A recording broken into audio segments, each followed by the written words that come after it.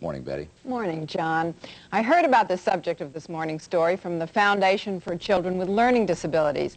The people there told me about a judge whom the foundation considers a hero. Here's why. All rise, come to order. Jeffry Gallet is a family court judge in New York. He's also a special assistant professor at Columbia University Medical School. He has written 5 books. By anyone's standards, Jeffry Gallet is a success. But there are certain things he can't do very well, like read and write. Sometimes when I write, I leave out letters or entire words, and I think that they're there. I also can't spell. I can't tell my left from my right without looking at my wristwatch, or now that I'm married, fortunately I have my wedding ring. I can't do math in my head. Jeffry Gallet's difficulties are not unique. Like an estimated 10 million Americans, he is learning disabled. It is brain damage. It's a neurological dysfunction. It may be brain damage, but Jeffry Gallet is one of many very smart and successful people who've had it. Among them, Nelson Rockefeller, who was dyslexic, and Cher. Learning disabilities can't be cured, but they can be successfully dealt with. Jeffry Gallet has trouble writing, so he types. He has trouble spelling, so he has a typewriter that spells for him. He's learned tricks, he says, and he's proud of them. I have a menu problem, and when I go to a fancy restaurant, a foreign restaurant, I have difficulty reading it. For years I got around that. There's a very simple way. You go into an Italian restaurant, and you can't read the menu. You say to the waiter, "You have calamari?" Sure, do you like fried or do you like casserole with tomato and garlic? Casserole, tomato and garlic. She's married to me, it's okay. Oh. Judge Jeffry Gallet.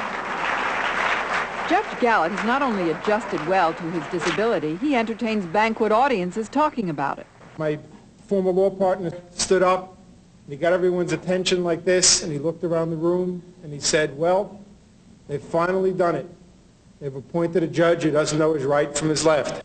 The main reason Judge Gallet can make light of his learning disability is that finally, only 10 years ago, he found out he had one. When he was in school, he and most everyone else thought he was just stupid. Not only was I not very bright, and not only couldn't I keep up, but I was a behavior problem on top of that because I was a very frustrated kid. And I had a speech problem, so it wasn't even fun talking to me. Was there a particular moment in your childhood that was particularly bad? In the 7th grade, the teacher took my composition and put it up on the wall, marked up. It looked like it was wounded with all the red on it, and left it on the board for a week. I was just absolutely mortified. Jeffry Gallet's misery continued through high school and college, where he graduated last in his class. Through very hard work and the support of loving parents and one college professor who believed in him, he made it into law school. How did he do it? It wasn't easy. College was very hard. Law school was easier than college. Law school requires more reasoning. College requires more rote. The youngsters who attend the Churchill School in New York City are luckier than Jeffry Gallet was because they know now that they're learning disabled. Still, school life isn't easy for these kids, and no one knows that better than the judge. Remember when you went to school in other places before you came to Churchill? And they always had 3 groups, right? They were the rabbits, and they were the eagles, and they were the snails. I was always in the snails. You too, huh? That's why I came today, because I'd like you to know that a lot of us who have the same problems you have are out there doing real well. Judge Gallet likes meeting with learning disabled children because he thinks he can help them. He's right. He didn't even know he had learning disabilities, and we know that we have learning disabilities, and we can do something about it. Look at Judge Gallet. He was a big success. I should go on, and I shouldn't quit.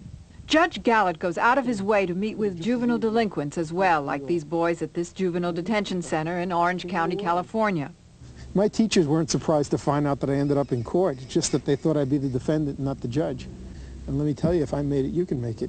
About 1/3 of all kids convicted of juvenile delinquency are learning disabled. Thanks to the judge and private funding from the Foundation for Children with Learning Disabilities, juvenile offenders in Brooklyn, New York are now tested for disabilities. If they test positive, they may still do time, but they get remedial help. Meanwhile, as the judge fights his public battles, he continues to fight his private battles too.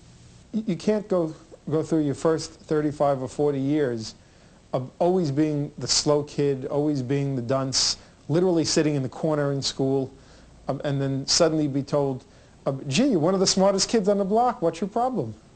So there's always an insecurity that goes with that, an emotional insecurity, not an intellectual one.